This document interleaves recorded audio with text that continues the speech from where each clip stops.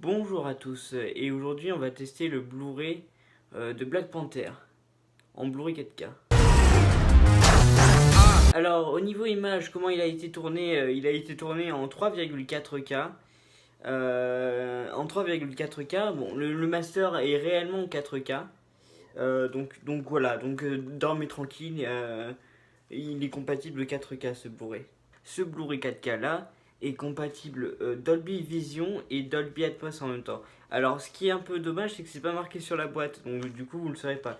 Mais sachez qu'il est bien compatible Dolby Vision aussi, qui est doté de la licence payante Dolby Vision. Donc pour une meilleure luminosité, je vous fais pas tout le speech. Si vous savez pas ce que c'est que le Dolby Vision, allez voir. J'ai fait une vidéo sur ça, sur le HDR justement, au moment où je comparais les deux Blu-ray et Blu-ray 4K. Donc maintenant, il est compatible Dolby Vision et Dolby Atmos, ce qui est le top du top. C'est le top du top ce Blu-ray. Au niveau piste sonore, on retrouve du Dolby Atmos et du 7.1 pour la voix française. Alors le Dolby Atmos c'est pour la voix anglaise et du 7.1 pour la voix française. Bah, c'est comme on peut trouver le top du top aussi. Donc voilà, c'est vraiment un bon. En plus, il y a une bonne qualité audio, j'ai rien à redire là-dessus. Au niveau image, je l'ai testé en HDR, en SDR. Donc je l'ai testé vraiment avec tous les types de HDR, donc que ce soit le HDR10 ou le Dolby Vision. Donc je vais vous dire de suite ce que j'en ai pensé. Il est vrai que ce Master 4K est excellent en fait. Que ce soit en SDR, en HDR, avec tous les types de HDR, ce Master est excellent. Ça va pas vous empêcher d'apprécier le film à sa juste valeur.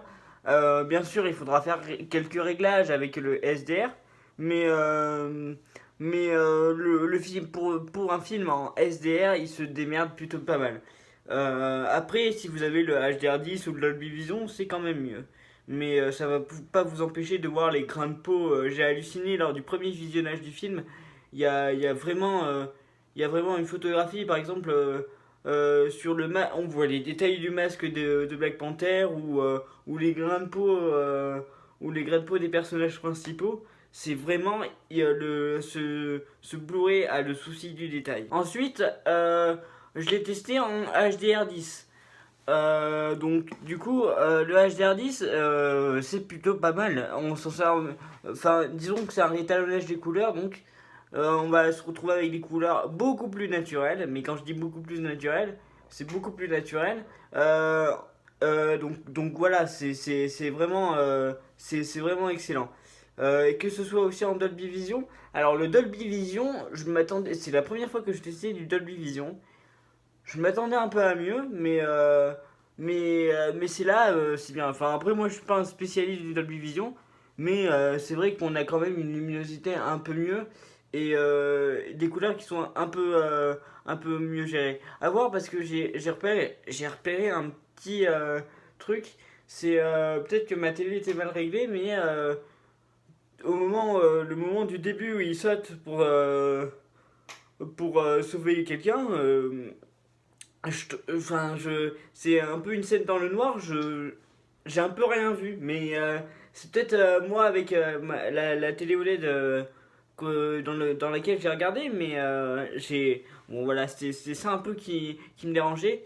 Voilà. Mais après, quand on paramètre bien sa télé, c'est vrai qu'après, j'ai le reparamétré. On voit les détails des cheveux, les détails de sueur dans les cheveux, les détails de grains de peau, donc.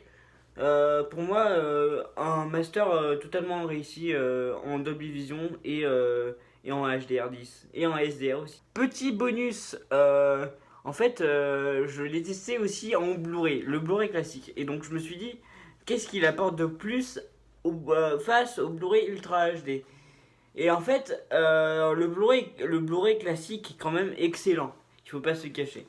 Par contre, ce sera un peu plus flou. Donc, il y aura des détails de grains de peau qui auront sauté. Mais globalement, le Blu-ray reste excellent et est toujours compatible. Par contre, il est compatible 7.1 le Blu-ray. Donc, si vous êtes équipé de Dolby Atmos, ce sera pas pour vous.